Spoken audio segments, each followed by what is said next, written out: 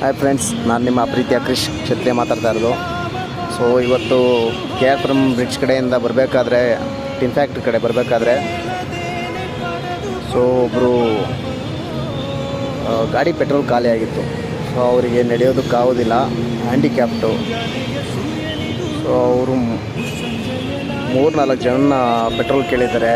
So ಯಾರೂ ಗಾಡಿ ನಿಲ್ಲಿಸಿಲ್ಲ, ಯಾರೂ ಕೊಟ್ಟಿಲ್ಲ.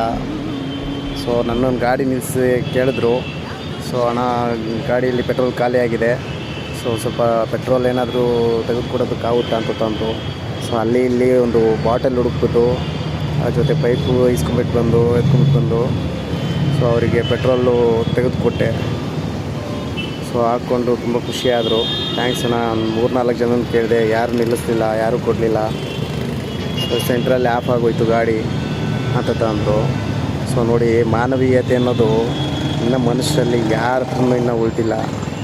ಸೊ ಅವ್ರ ಕಾಲಾಗಿದ್ದಿದ್ರೆ ಈ ಗಾಡಿಯಲ್ಲೇ ಅವ್ರು ಓಡಾಡ್ತಾ ಇರೋರ, ಅವ್ರು ಕೇಳಿರೋರ ಪೆಟ್ರೋಲ್ನ ಕಳ್ಕೊಂಡು ಹೋಗಿರೋರು. ಸೊ ನೋಡಿ, ಪೆಟ್ರೋಲ್ ಇಲ್ದಲೇ ಅಲ್ಲಿ ಗಾಡಿ ಆಫ್ ಆಗಿ 3-4 ಜನ ಕೇಳಿದ್ದಾರೆ.